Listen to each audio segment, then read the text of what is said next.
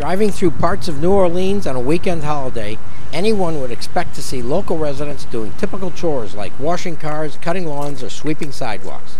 But there is none of that. Today, most of New Orleans is a ghost town. No people, no activities. Just a grim reminder of a hurricane and flood from 500 days earlier. The few people who are living in the devastated areas are spiritually and emotionally depressed. These desperate victims are unsure how to solve their problems. But there are ideas for rebuilding New Orleans and the Gulf Coast and relieving emotional and economic stress. Instead of just uplinking the photographs, why don't we send students down to Louisiana? Why don't we, instead of just San Jose students, let's put out a national call to students?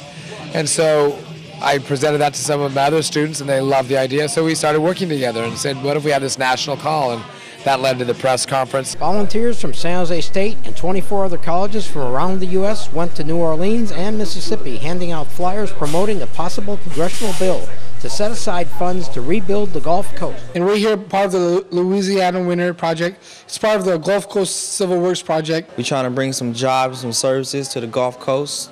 We've been out here for a few days already. We got a few more days to go. But ultimately, we're going to stay committed to the program.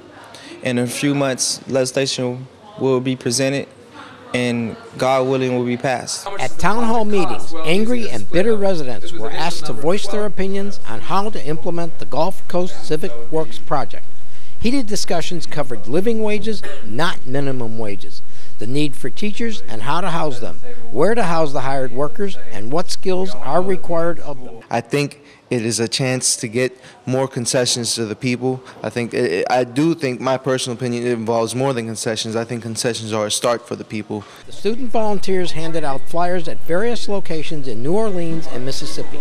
They experienced firsthand the emotional and economic impact of the hurricane through listening to speeches from residents whose homes, schools, and businesses were devastated and destroyed by Katrina. For me, it's as good, experience organizing, taking initiative, to do something, a big project like this, just to know that even though you're so far away, you can help in many different ways. The students were amazed at what little progress has been made in New Orleans and are proud they were able to take this first step. We could definitely get a lot done, help these people, been let down by the federal government. Students were here passing out flyers promoting Lousiana Winter in front of this supermarket. From New Orleans, Louisiana, I'm Ronald Scora for Update News.